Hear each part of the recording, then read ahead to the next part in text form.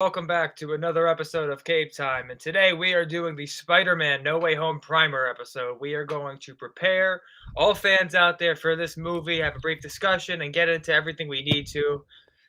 Spoiler free, of course, despite everything leaking right now. We are no spoilers at all. We will not even really allude to stuff, but we will tell you what you should know going in, what to expect, and what not to expect. We'll go into every detail we possibly can.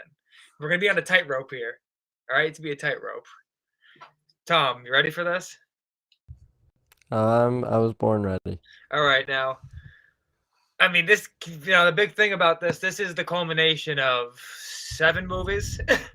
So this is obviously a. There's a lot of background here. As much we can't go into all of it, but the bottom line here is when I say they're incorporating themes and aspects of every movie, and not just villains. I mean, like camera work, storylines, like arcs, everything. Like it all goes back to these movies. So if you're one of those few people that are I don't know, I haven't watched Amazing Spider-Man 2 because it sucks. Just watch it because I'm telling you, it will enhance the experience for this movie. Like it will. Seems important. Fairly important. It will enhance the experience for the movie entirely. So please, I implore you, watch them all if you haven't. And even if you have, do a rewatch. Have this shit be fresh in your head. I have been doing multiple rewatches over the last month and a half just because I love these movies. I mean, I'll fucking rewatch them with or without No Way Home. But now that this is coming out, I am watching scenes in the movies constantly. And I'm prepped, man. I'm prepped. No way, you're not doing a rewatch. Very funny. And That's it. That's all I got. to this I'm point, out of original ideas. the movie is doing really great. We've been talking about it. It has a 95% of Rotten Tomatoes, which is really great to see. And It's down to 92. No, I'm kidding. No, I'm kidding. I was gonna say, God damn it! But even so, it's doing well regardless. 92 even would have been a good score. I mean, I expected less, honestly. I thought there were going to be a lot of criticisms regarding the multiverse plot and people saying maybe there was too much involved. But really, oh, wow. The overall rating went up, though. Went from 7.8 to 7.9. Bang. Hello? I like that. Yeah. I like Spider-Man. Me too. Generally, I'm generally considered to be a Spider-Man fan of sorts. So, yeah, it's been so nice to see these great reviews. I mean, with a movie that has to juggle so much, congratulations to Mr. Watts. It's very ironic how the Amazing Spider-Man franchise, you had a man named Mark Webb direct a movie that involves Spider-Man, and it's very ironic that we have a guy named John Watts directing Electro. Yes. It's everything you need right there. That is it. I mean, again, it's like when we're going to have Cox versus Cox one day. Like, that is what this is all about. It's what it's all Cox fight. about. Cox fight, yeah. So, going back to this, I mean, there's so many things we can talk about, but I guess for starters, Peter Parker in, well, which one? Well, let's just talk about Tom Holland, because the other two, I don't want to say if they're in it, even though if they're not in the movie. This is another WandaVision. No, we'll do a hypothetical. If they're in the movie, this is what you may see when we get to them. But we'll start with Tom Holland. Tom Holland, well, he seems important. Fairly important. And, I think the biggest thing for everybody going into this movie, there were initially concerns for those that maybe weren't as plugged in as we are that, maybe his arc and his story might get lost in all of this. That the multiverse plot is going to take over and the other Spideys, if they're in it, get more attention than he does or so on and so forth. But from everything I've heard, even from like the bad reviews, everybody has said like it's more of a Tom Holland story than anything else. And like the crazy thing is, like, people even say like this movie's obviously crazy and there's a lot of chaos, but it's actually a little less chaotic. The multiverse of madness. Like, it's less chaotic than a lot of critics actually anticipated. Like they expected balls to the wall consistently randomness, but it wasn't that. This was actually a really focused They movie. expected it. They expected this to be a mess. They did. And honestly, I don't Yeah. totally blame. I mean, if I was looking from the outside and didn't know like specific plot details, would you be worried about where this would go? Because I know I would. I mean, I'd be like, I hope it's good, but like It's all about the precedent that's been set by previous comic book movies. I mean, Spider-Man 3, we've seen Amazing Spider-Man 2. yeah, We've seen not just we've seen comic book movies, fall under the weight of having too many characters. We've seen two Spider-Man franchises end because of it.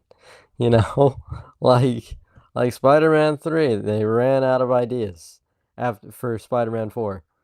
So I mean, and then Amazing Spider-Man 2 was so uh let's just say uh messy. Let's use the word messy yeah, kindly. kindly. And yeah, people were like, "Yo, we're just not feeling it." Mhm. Tom Holland. Tom Holland comes in. So, yeah. Seems like Tom Holland may be the only Spider-Man to get a Spider-Man 4. And the big thing here too is obviously this Peter Parker has been very different from the past iterations. We all know this, and really every Peter Parker that we've gotten is different from the other, no doubt there. And that's the way it should be. I want some different takes on the character, but looking at the one Mm. we've gotten so far, this is obviously prior to this movie, especially when you go back to Civil War. I mean, this is a kid, a pure kid. He's still learning everything. He has a homemade suit when Tony finds him, and he's really just trying to figure out what it means to be a hero still. And you're progressing, and where we leave off in Far From Home, you have a guy who is not quite like I'm not like I mean this in a good way when I say this. He has been Spider Boy in a lot of ways. And that's not an insult. It's not. I mean that as he's still growing Hmm. into the man that Right. the other Peter Parkers become that we've seen to this point. And that's just part of natural progression. That's just what I mean when I say Spider Boy. And I Mm. think for sure, just based on what we know, this is the film that by the end of it, you're thinking, this is Spider-Man. Like this is it. Like he has completed his arc. He has made it to that level.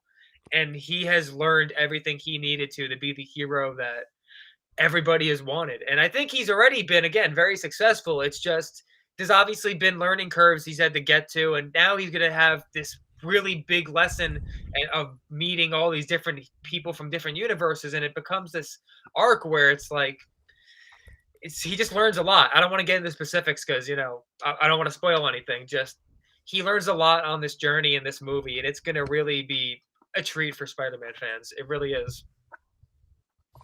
Yeah, I mean, like you said, I think, you know, he is the youngest Spider-Man. Yep. He's also the youngest. He was the youngest to get his powers because you got to remember that Andrew and Toby were like 17, 18 when they got their powers. They were more closer to full-grown adulthood than, I think Tom Holland's version was like 14 when he got bitten by his spider. So like, it's just like it's very realistic to assume that even though he goes through the Uncle Ben death, that he's not a man just yet, if that makes sense. Like, sure, he's Yeah. more mature than because of that experience. He's a more mature human being because of that. But like, if you're 15, you're still 15. You get what I'm saying?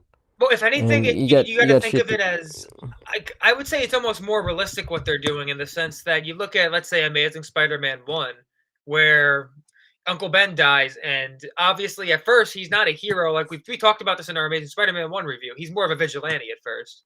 He doesn't become Yeah, Spider-Man until a bit later. He's still he's growing up at that point. he's an immature punk skater Yes. kid And like that's a different take who on it, of has to. course. Yes. But my point here is that you go to what John Watts is doing.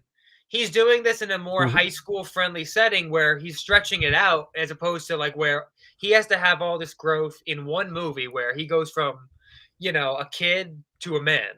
But what John Watts wants to Mm. do is when he's Spider-Man at first, this kid's just exactly that. He's a kid.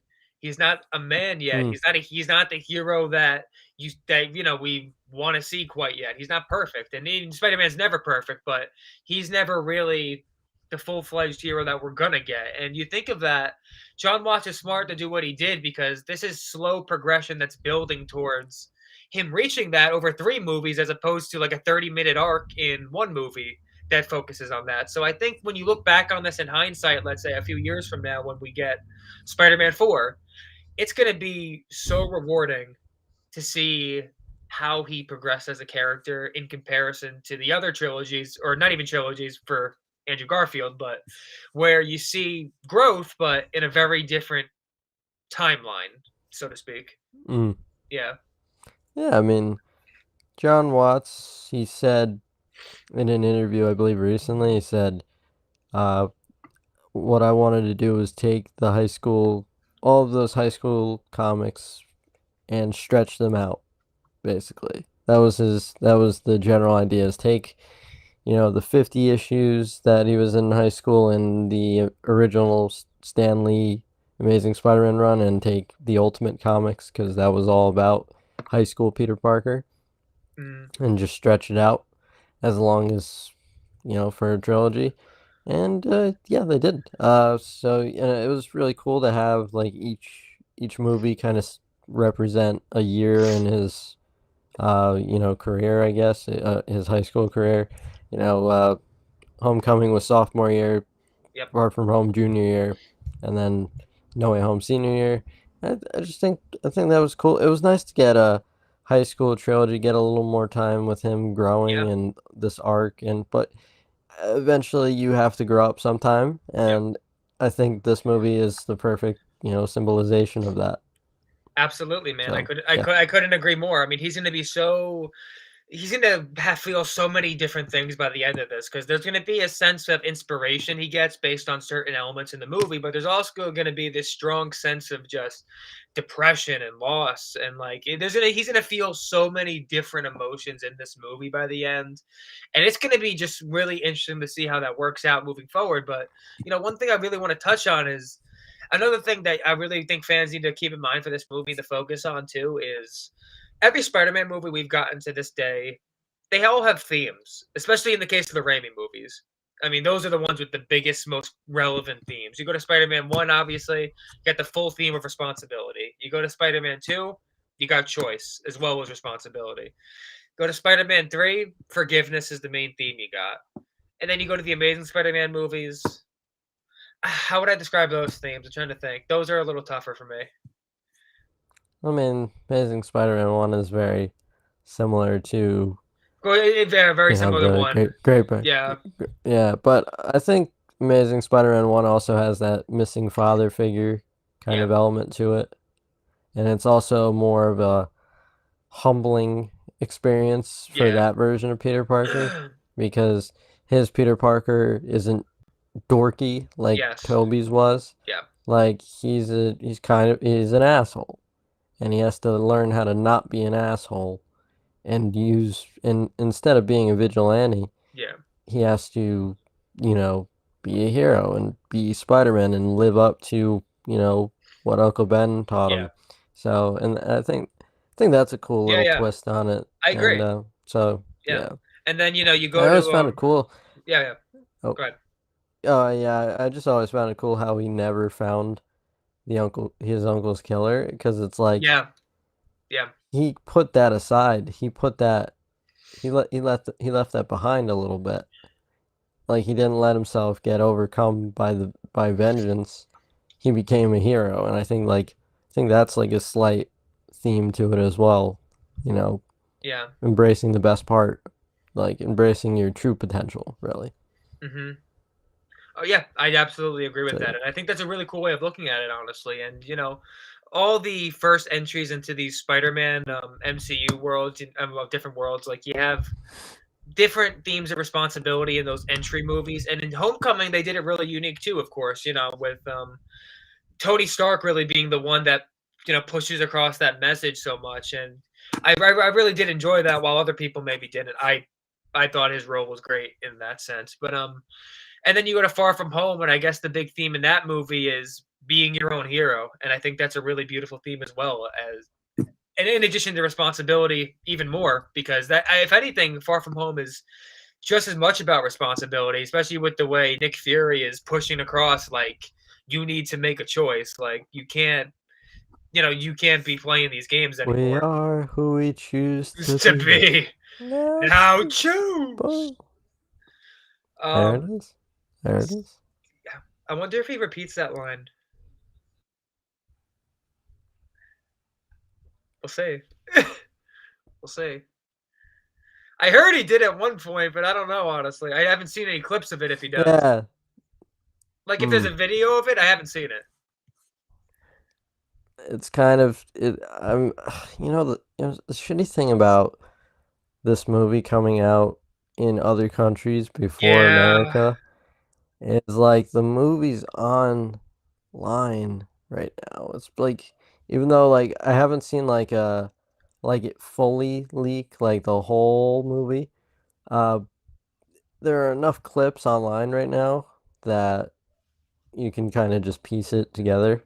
Yeah. So Like, I've seen little there's bits and pieces, but I refuse to watch large portions of videos because I really want to save that experience. Like, I know, like, for me, I know most of the plot. So, what I'm holding on to is the execution and the interactions between the characters because I don't know dialogue, of course. So, like, if I see the dialogue now, that kind of like, that takes most of it away from me. So, I really don't want to hmm, know much about that. But, yeah, and like I was saying though, the themes are really resonant in all these movies. And you're gonna go to this one, and if you really watch, you're gonna see like there's quite a few prevalent themes in this movie with I don't want to say what one of them is because it's a fairly big plot detail, but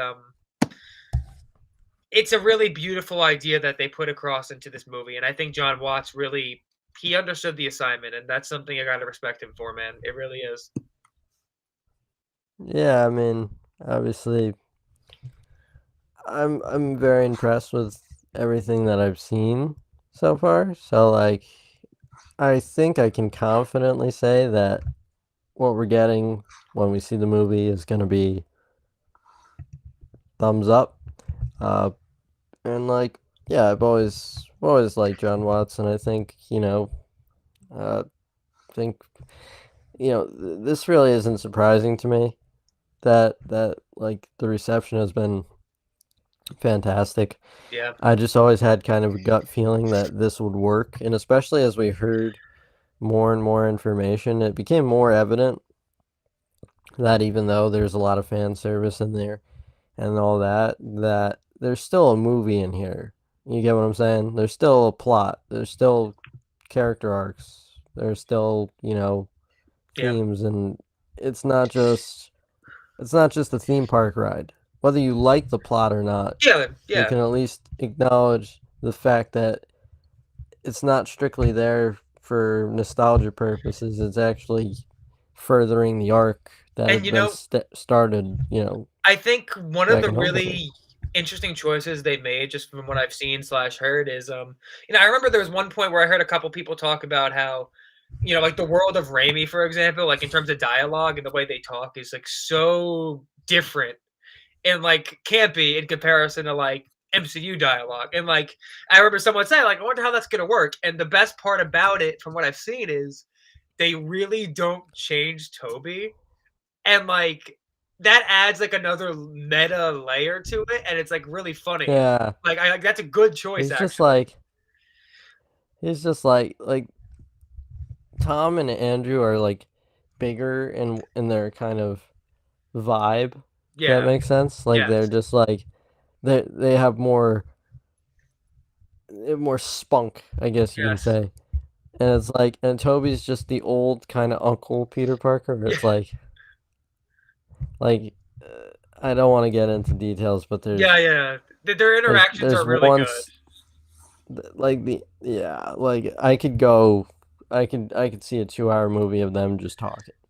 Oh, Like totally. it's that good. And you know what I want so bad?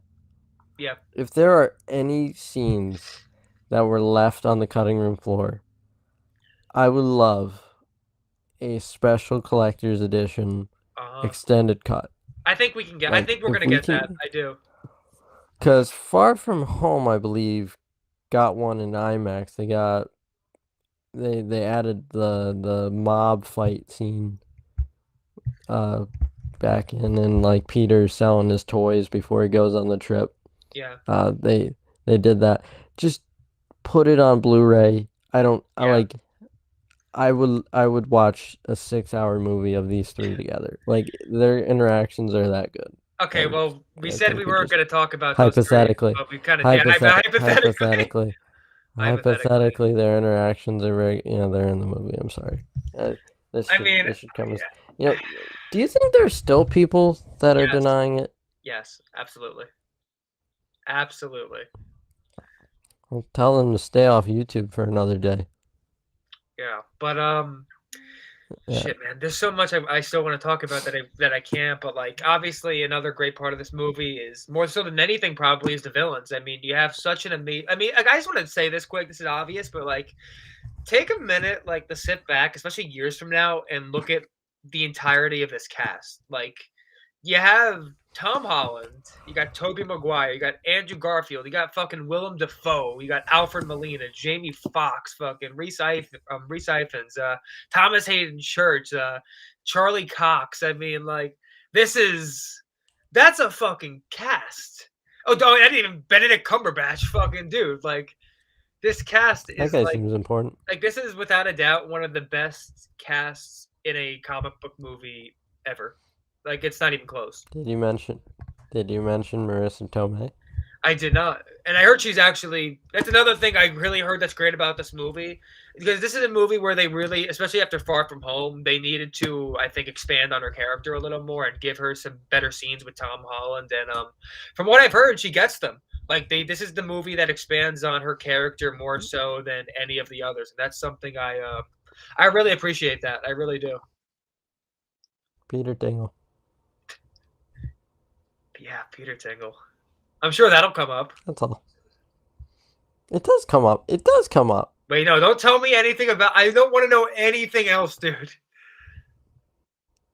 Nothing. It's not really a big deal in the movie. Even But, so, I don't want to know any more interactions. I've seen too much, dude. I hate it. but I never even said like what the context of the Tingle talk was about. I can probably figure it out. Honestly, I have a decent idea, I bet. But All right, all right. shit. I'm trying to think. But just going back to this to the cast, I mean, the villains are going to bring so much to the table in this movie. I mean, Willem Dafoe is going to give a revolutionary performance, and if you've seen him in Spider-Man 1, I mean, you know how amazing this guy is as in this role of Norman Osborn slash Green Goblin, and I think that from what I even heard a couple reviews saying his performance in this movie is better than Spider-Man 1, which would really just be incredible. I mean, because that was one of my favorite villain performances ever. Like, I'm not sure about you, but for me, he's definitely up there. Do you know how much he sacrificed? Well, I can give it a good guess.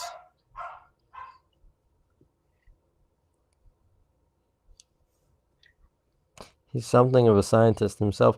And oh, I do have some news. Yeah. So, Spider-Man No Way Home has officially been certified Yes. fresh on Rotten Tomatoes. I did see So that. there it is. There it is. Woo! There it is right there. It is. It is certified for. My dog keeps barking right now, Yeah. and my head wants to just explode right now because like why now? Why now? But that's all I have. I'm not going to get into puppy talk right now. I had to save her from choking last night. Don't want to talk about that. Oof. So, yes. But back to Spider-Man. Yeah.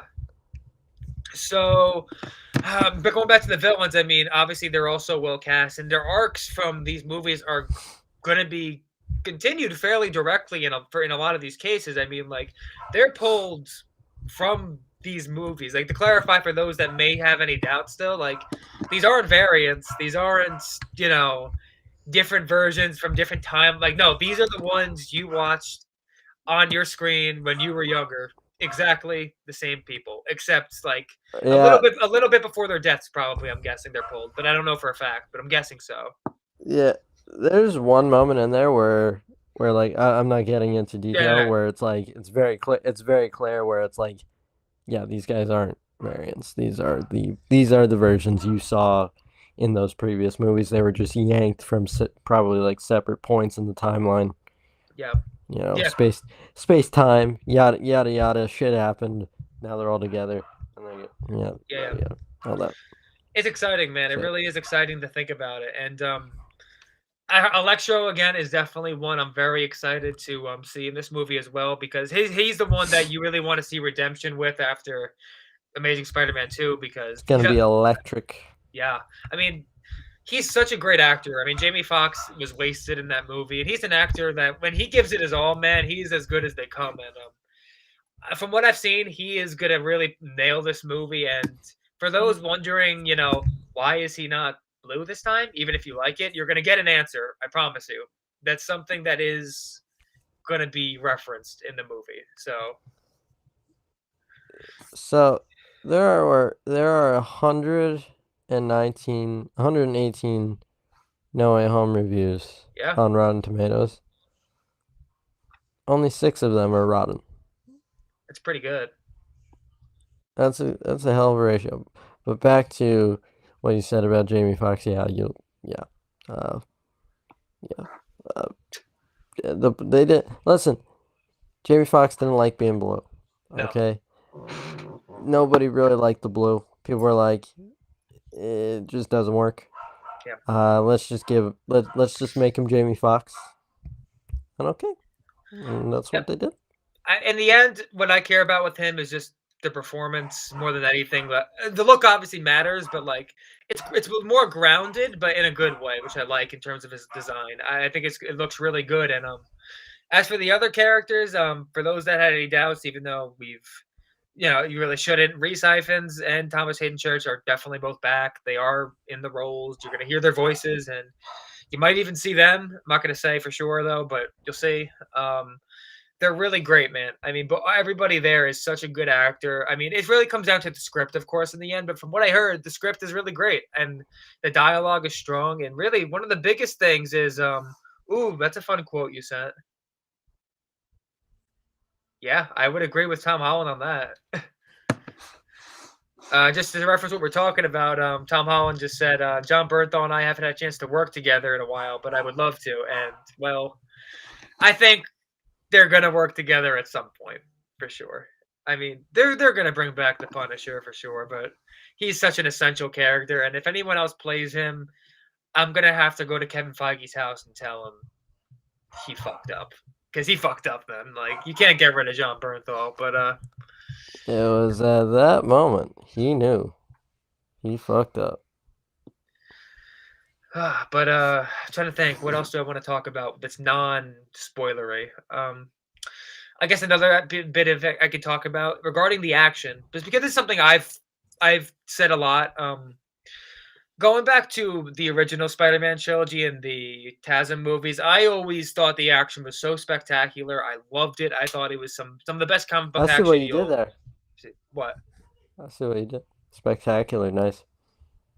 I'll pretend that was intentional, but honestly though, it really was incredible. And the more I'm thinking about it, this movie is gonna match that, and even exceed it probably in a lot of ways. And that's something that's really exciting for me because while I didn't dislike the action in the first two MCU Spider-Man movies, there was a much lighter tone to it, as well as the fact that there's a lot less hand-to-hand combat, and that's something we're going to get much more of in this movie, and that's important to me because I think that's a trademark for Spider-Man's combat style. Like he should have some legitimate hand-to-hand combat with villains, and I think now that you're going towards villains like Goblin and Doc Ock, even though with him it'll be a mix of probably going to use the Iron Spider legs a bit, which would be cool, but you're going to have some different forms of combat, which are really different from anything we've seen so far in both the MCU and Spider-Man MCU movies. So I'm pumped.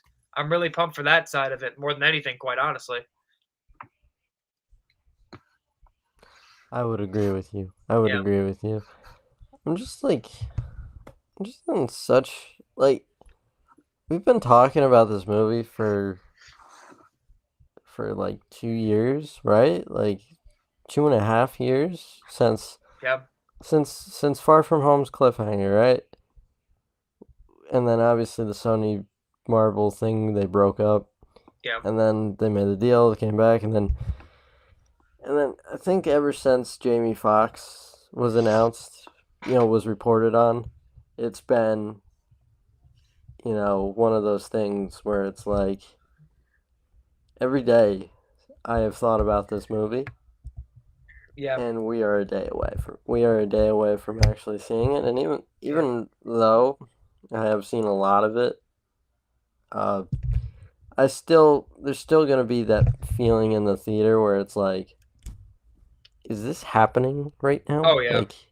Like there's a surreal feeling to it, and like I'm just gonna enjoy the ride, man. Like this is ridiculous, and you know, it's bringing back my childhood superhero. It's also bringing back, uh, uh, I don't. I mean, this isn't a spoil. Matt Murdock's in the movie. Okay, it's not a spoiler. Okay, Jesus, it's been reported. Uh, so like, I just, it's like basically like my brain is a movie now. Cause like, if you told me to direct the Spider-Man movie, it would probably be No Way Home, Yeah. especially a Tom Holland Spider-Man movie. Because like I would take it in a mature direction, and that's like exactly what they're doing without going into detail. So Hmm. I'm just so excited, man. Like this is ridiculous, and I agree what you said about the MCU Spider-Man action. It hasn't been that grandiose epic Yeah. action that like Raimi directed. I think Mark Webb did a good job with the action, especially in Amazing Spider-Man 2. I think there's a lot of cool stuff that happened there.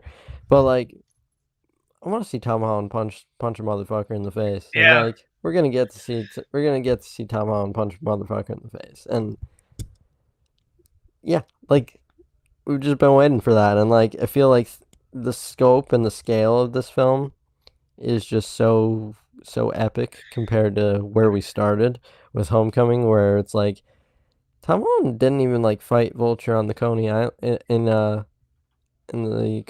Coney Island. He just had a web up crate save a guy's life, Yeah. but now he's got to take on these supervillains who like they have superpowers first of all, Hmm.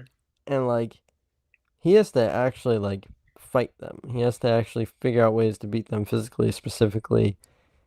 You know, Tom Holland's already spoken about this, specifically Norman Osborn.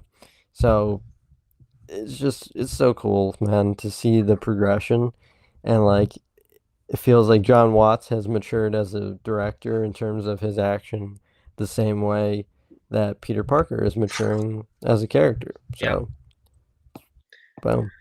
Yeah, you're right. I think Yeah. that's so huge, and I mean, there's so many big other things I want to talk about again, but I can't. I got to be really careful with how I tread here. I don't want to spoil anything, but trying to think. What else do I? Well, I'll say this just while we're on doing a primer. I think another big thing this movie is taking a step up on is for sure, like we talked about the score, man. The score is fucking phenomenal. Michael Giacchino was ready for this, and he's such a great. I mean, like if you listen to his other music outside of just what he's done in Spider-Man, he's done so much, man. His resume is just crazy, and now he has this movie. He has the Batman coming up in March. I mean, the guy's a master at what he does, and in this movie, he shines brighter than I've ever seen him. I mean, I know you were listening to one of the tracks last night. I forgot which one was it.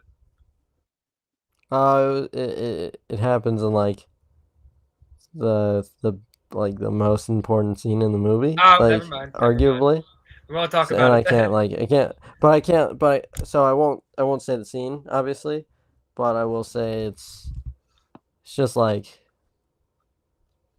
it was a moment in which the score added so much to the scene, where it's like you're really feeling the emotion and like it's adding to it. Uh-huh. You get what I'm saying? Like Yeah, yeah, that's yeah. that's what a good score should do. It should like Oh, wait. enhance. Is this late in the movie? Yes. I know what you're talking about. I will say during that scene, I think I know which track you're talking about because it was kind of obvious just based on how grandiose it was, and like, dude, when the choir section comes in at the end of that track, I actually like the first time I listened to that, like even without any like context, I cried. Like I really did. Like I thought it was one of the most beautiful choral arrangements, and it goes to show you well two things actually. A, how much influence he's taking from Elfman, for sure, with his score in this movie, and B, Mm-hmm. a choir makes everything so much fucking better. It really does. You want to know? You want to know what I always think about whenever there's a choir in a superhero movie? Yeah. Batman Mask of the Phantasm, Oh my god, dude. like the beginning of that, Yeah, I love just that. like that's a kids movie, by the way. Yeah. That's a kids movie. You know what has a And the opening, yeah, yeah. Keep going, keep going. the opening of Batman Mask of the Phantasm is a grandiose operatic score followed by a ghost, a ghost-like presence murdering mob bosses. Yeah. It's fucking nuts, dude. I mean, the score for that movie is unreal. And like another, this is this side getting off track, but like a score that you would never probably think of as being totally beautiful. And this is for a video game, but like my friend pointed this out to me, and it's so true, especially if you like listen to it like all the way through. Fucking Smash Mm-hmm. Bros. Brawl, dude. Like the I'm not even kidding. Like the choir arrangements and like the orchestral like arrangements in the background that people never actually pay attention to. If you play that by itself, it's genuinely like a beautiful, well written piece of music. And I swear to God, it really is. Like I'm not kidding. I'm really not kidding. I'm a composer. Like I feel that. Like it's amazing. I don't know how to respond to that. Well, have you ever tried listening to it, Uh, you said Super Smash Bros. bro? Yes. Super Smash Brawl. Yeah. In the words of Steve Rogers, I'll add that. I'll put that on the list. Wait, have you Well, played that game as a kid? Didn't you? Everybody did. Really? I don't. If I did, I don't remember. Wow, that was a huge thing in at least around here. I mean, everybody played that game back in the day. Shit, that's funny. Um, but like the point I'm making though is like again, a choir makes any score 10 times more epic. Like literally, like they use Tom Holland's score in this, like his main theme, for example. There are 237 songs. Wait for what? Super Smash Brawl. Do they have that many? I don't know. I forget the name of the actual song. My friend knows because he showed it to me, and I was like, "Holy shit! I haven't heard this in years, and I can't believe how well made this is." That's actually crazy. But yeah, I'm out on that. I'm sorry. it's okay. But No Way Home, though, seriously, like even with the main theme from the previous movies that Giacchino does. This ain't a spoiler, really, so I don't care. Like he adds a choir to it during multiple sections, and it makes the score literally 10 times more heavy and grandiose, and there's like weight to it, and like that's literally what it does. Like imagine if you had Toby's score but you took out the choir, what would it feel like? It would feel very different. It would feel very different. I'm not to say I'm just thinking right yeah, now. like I'm not to say it'd be bad, but it would be like a very different vibe. No, yeah, I know what you're saying. I'm just like thinking right now, like, what would that sound like? Yeah. Yeah, I don't wanna live in that world. Yeah, that's what I'm So, saying. That's exactly what I'm saying. so like, yeah, we're keeping that in, keeping that in. Yeah, and you know, Giacchino, he's So yeah. from what I don't think they ever like explicitly play like take music straight from the other movies, at least to my knowledge yet. But like what he does is very smart. Like he's incorporating themes from the other characters. Like he incorporates part of Doc Ock's theme into his own, and he does his own thing with it. And I think my favorite one, very subtle, with Goblin, because Goblin has a theme in the original movie, but like instead of just copying that, what he does is like if you go back to the scene in the mirror where you hear like all the percussion going on, like the bongos and the big drums, like do do do do da da da da da da da da, like he takes that and he adds like these creepy strings to it, and it's like it's almost like a You just weird gave me play. flashbacks. exactly. Like there's like a weird twang to the strings going on as these drums are going on, and these low sounding horns in the background. It's so well orchestrated, man. He's great at I what he like this. does. I like I like this Giacchino guy. Yeah. It's pretty good. Pretty good. He's doing Thor: Love and Thunder as well. Oh my God, yes, that's so exciting, dude. We should have talked about that in the news Like episode, but I forgot. I I have to ask this though. I Yes, do have to ask. So he's obviously doing. He did No Way Home. He's doing Batman, and he's doing Thor. yes, I was just wondering, since you're a composer, I was just wondering, yeah. like, how quickly does it take to write a score? That's a great question, honestly. I mean, just thinking off the top of my head, Because like seems like this guy is just a machine. I'll say this, as someone who never had to write a full score, because writing a song versus music for a score is so different. Because when you're writing a song, it's everything you want it to be alone. But if you're writing a score for a movie, you have to match what the movie needs. And that's a very different style and way of thinking. You have to get into the headspace of the writers, not just yourself. And that's where it gets tricky. So I would say, honestly, for a score, for myself, it would take a while probably. It's not easy, but that it just speaks to how talented I think Giacchino is because to do, like you said, Thor: Love and Thunder, Spider-Man, and the Batman all in this short period of time, that's not easy. It's especially when you have such, in his case, I think for what these three movies are going to have, very complex scores. Like they're going to be far from generic stuff, especially in the case of the Batman and Spider-Man for sure, because I've already heard Spider-Man score. That's far from generic. It is beautiful. And the Batman, if the main theme is any indication of what the score is going to be, it's going to be fucking epic, man. So he's does, and he has a tough job. The fact he's doing it as well as he is, amazing. That's definitely one of my influences and inspirations. He's great. He's great. Yeah, he kicks ass. I think my favorite score of his is not. It's not. It's not a superhero score. Well, actually, it is. It's the Incredibles score. Like that score that he did from Incredibles 1. Like Yes, that's a great fucking that. score. That's that's just.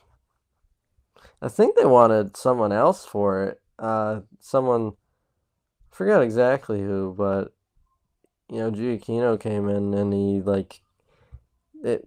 I think they asked him to like copy the guy that they wanted style. I think they wanted like John Williams or something. Um, But like Giacchino just like he kicked ass, man. I mean, hey, if they got John, Like Williams, that's that yeah, if they got John that's Williams, that's you can't uh, complain. But it's John Williams. But you know, Giacchino did great. yeah. Yeah, or someone or one of or the person like died who they wanted something like that, whatever. But yeah, I mean it's just so good that score. So, is there is there anything else?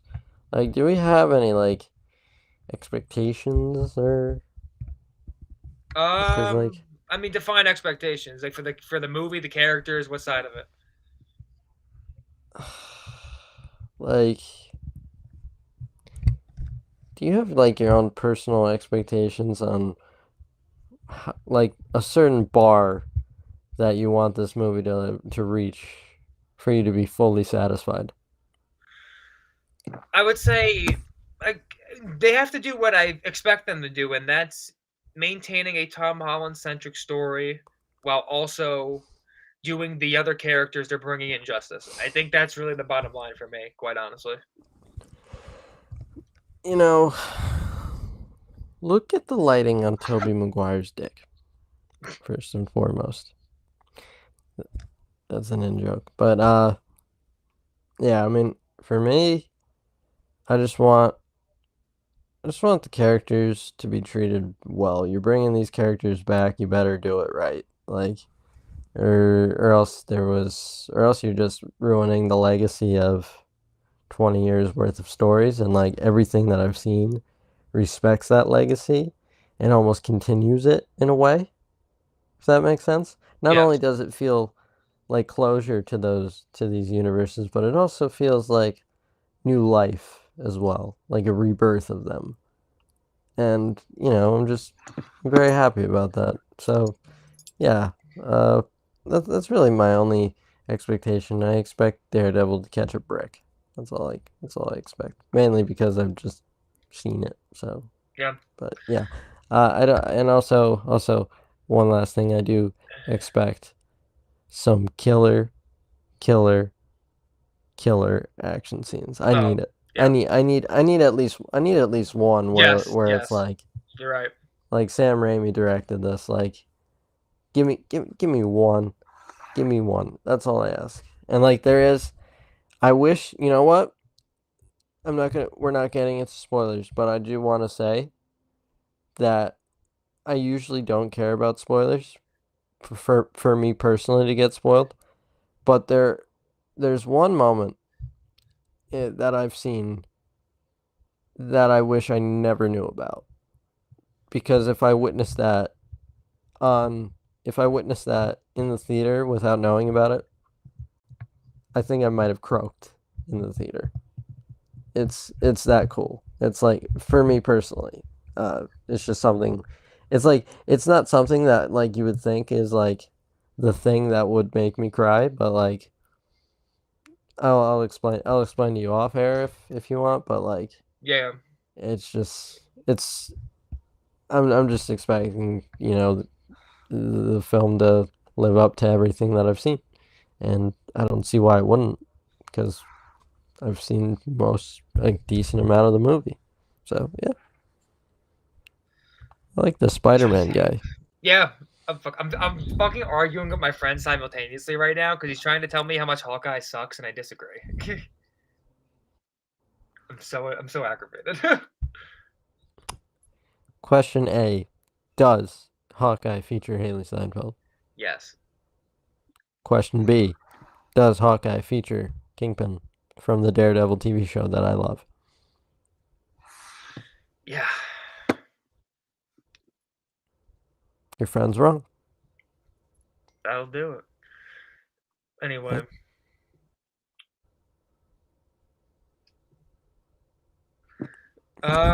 Yeah, sorry, I'm fucking staring into space, but I guess that's It's it. I okay. mean, It's all good. It's all good, man.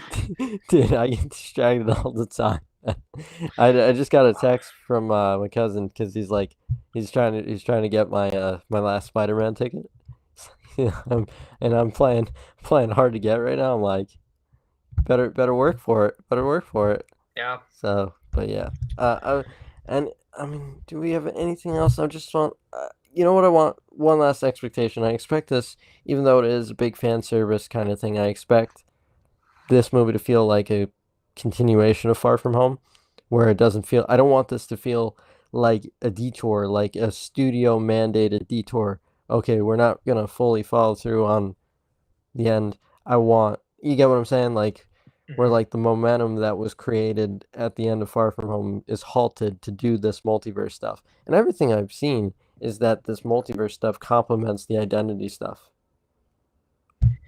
Yeah, So yeah. absolutely. I mean, that's a huge part of the. That's why I think the movie works as well as it does. From everything I know, I mean, the two go hand in hand, like entirely. Yeah. And I think people that don't know much about the movie don't understand how that would work, but you're going to. You're going to see soon enough. But Hmm.